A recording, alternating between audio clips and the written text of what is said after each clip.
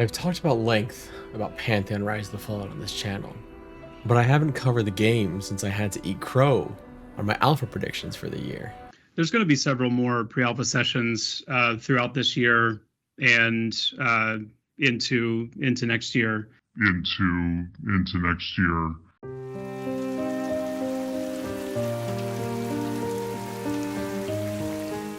My optimism was thoroughly trounced by the cold, hard reality of game development. So have I given up? Have I lost some of the hope I once had for this MMO that I've followed since 2016?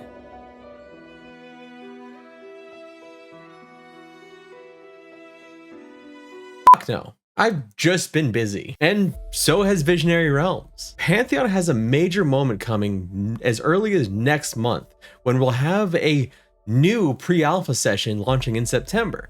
Not just that, but we'll have a stream from Cohhcarnage that'll demonstrate some of these big changes we've been hearing about from Pantheon over the last couple months. It'll be the first pre-alpha session post HDRP, the first pre-alpha session that'll have the new network integration involved. This will honestly be a very prime moment to show off the game, as long as they can pull it off. And there is some hesitancy here with the exact dates on the pre-alpha testing, but we'll get into that here and later in the video and what Visionary Realms has conveyed to us, but what to expect in the pre-alpha testing in September, as well as something that I'm personally really excited about, not just for the upcoming testing, because it may or may not be part of it, but something I'm excited about for really this month, next month, and months to come, because it might be some really cool things that we get to see. Some of us have been very eager for. So it's been a long time since we had a pre-alpha test, and a lot has changed. Let's get into some of the highlights. One of the things I'm excited to see in this new test is the inclusion of a more immersive environmental elements, notably the day-night cycles and weather. I may not be able to get any rain to quench my parched lawn in the real world, but witnessing the portioned pixels of halcyon hydration in-game may suffice for a little while. Day-night cycles, I think, are one of those things you notice more when they aren't there than when they are, unless they have a very direct impact on your gameplay, and from the sound of it, they should. In the dev stream, Minus mentioned more than once that you'll need to keep your torch, so you can bet that the nights will be pretty spoopy, just in time for the spoopy season coming up in October. And you'll want to be a bit careful hurling around thrown fast in the dead of night. You might end up testing a new system inadvertently. How does the saying go? The only things for certain are death and thinking. No, that's not it. That's not the saying. Well, that's going to be the saying for this little segment here. Earlier this year, Pantheon announced both their new death penalty system as well as the near-death system as a means to avoid the punitive measures. Players will get to test the new system for the first time in September, and it'll be especially interesting to see how the near-death system works out. I expect, as with all things, these will be tweaked over each testing session. Less exciting, but still pretty crucial to a functioning MMO, the banking system will be in-game. This was one of the parts of the road to alpha that just kind of popped right over to the complete. And it, like the death system, will have the fingerprints all over them from one of the newest and most recognizable hires of Visionary Realms, Steve Clover, one of the co-creators of EverQuest. With near-death and death penalties implemented, it's a good thing there will be some reinforcements coming to the already available classes with the test, one that has a very specific ability to help: Revive. We'll get to combat and weapon techniques in a minute, but I want to highlight first that the long-rumored addition of the Cleric has been confirmed. This class will be playable in the upcoming pre-alpha session, joining the already available classes Dire Lord, Shaman, Wizard, Rogue, Monk, and Enchanter. This brings the playable classes for the test up to 7 out of the 12 confirmed launch classes.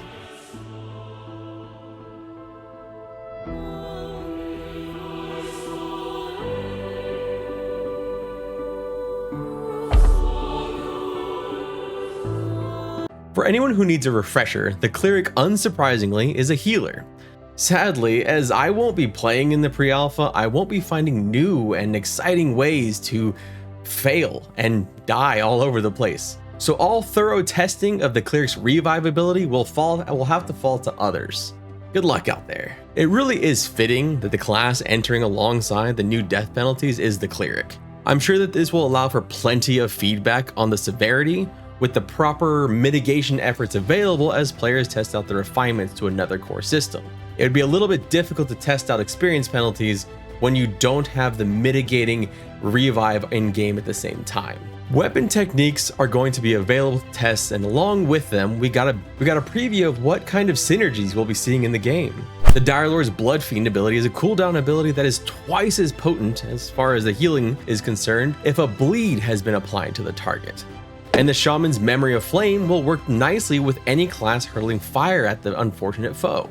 The timing on these specific abilities looks to be where synergy really comes in. They're not simply buffs or debuffs, but shorter term abilities that can benefit massively from timing and coordination with your group. Along with the weapon techniques, I'd expect quite a bit of combat adjustments from the last PA, as combat has been mentioned many times throughout the last few months about how many kinds of iterations it's gone through. In fact, there was even a video I did on that because of an article saying that the combat had been completely revamped. And well, we know that's not true. There has been a lot of tweaking and changing. And while not strictly combat related, the new sprint function will be in game, and buffs have been adjusted to more accurately complement sprint rather than normal movement speed. This seems to be the way they're going, focusing on this new sprint ability as something where they want that to be your traversal mechanic. Now, if you're not excited about combat, the new traversable areas, reviving your friends, or getting caught out in the storm, perhaps a bit of mining will be more up your alley. Eager to hear the clink of metal pick on solid ore? Look no further than the addition of mining and smelting in this PA session. Doesn't sound like any further crafting will be available, like crafting anything out of the ore you smelt, but at least you'll be able to test out these key core functions, if somewhat boring parts of crafting, at least to me. Perhaps some of the rare ores will be hidden up steep climbing sections, as we saw in some of the recent videos. It's yet another reason to explore the world beyond bashing things into smithereens. Though honestly, the smash, that's kind of why I play games. Now I've saved the sexiest part for last: networking. The new pre-alpha will be on the new network, Vinyl, which has stubbornly been sitting on the in-progress status in the Road to Alpha list for months. This was one of the items mentioned in the dev stream that they'll be looking at for testing information on, specifically bugs and performance during the pre-alpha session. This is also a potential stumbling block that may push the current pre-alpha date of September 17th, 2022. The issue was identified in the newsletter as a conflict between Vinyl and the volume of string-based text sent over to the network, resulting in memory corruption and server instability. Which, to someone who doesn't completely understand that, it sounds fucking scary. The internal deadline they've communicated for making a final decision on if they need to delay the test is no earlier than August 30th and no later than September 3rd. The announcement will be made on their official Discord. One of the non-pre-alpha takeaways that I'm personally really excited about is something that may or may not make it into the test, but I'm hopeful we'll see soon, as well as providing something for us to look forward to in the future. A new pipeline for character models and animations has been made. A redo of the human male model has been completed, and they expect the human female model to be completed in August. This is referred to specifically as rigging and aesthetics, so it's unclear to me just how extensive the redo is going to be, though it's definitely going to have a lot to do with their animations, I'm sure. With those models done, they're going to be focusing on the models not currently in game, specifically the Darkmer, Arkai, and Scar, which I know will excite those of us eager to see those races in action in game. After completing them, they will go back to the other already implemented races and redo those models as well. I'm always excited for anything new, especially art, which we can all look at and get excited about, so I'll be curious to see just how different the looks are with the human models and their animations, which shouldn't be too far off for us to see. I expect we'll get reveal videos, or they'll pop up in the dev streams in the coming months, so that's something for us to look forward to. I don't know about y'all, but I am very excited about this pre-alpha test and the potential for some updates to the character models and seeing some of the character race models we haven't seen yet. And I'm not even going to be in this pre-alpha test. But Cohhcarnage streams are always a lot of fun, And you can really just see his joy for the game every time he plays. His joy and excitement really mirrors a lot of our joy and excitement when we get to see this game that we care about. So I'm really hopeful that we get that stream. I'm hoping there's no delays and that we can just be ready and eager to go on September 17th when the pre-alpha session launches. Now keep in mind that it was not a date for the Cohhcarnage stream. I don't have any date for that. I don't know that anyone does just yet, but keep an eye out. I'll definitely add it to the description down below once we have some more concrete information on when that will be. Speaking of Cohhcarnage, there was some very big news about Cohhcarnage and the Pantheon MMO, and I did a video about it over here. If you want to take a look at that, please do. Thank you so much for watching. My name is Redbeard Flynn. If you like this video, please consider liking and subscribing, and I look forward to seeing you again soon.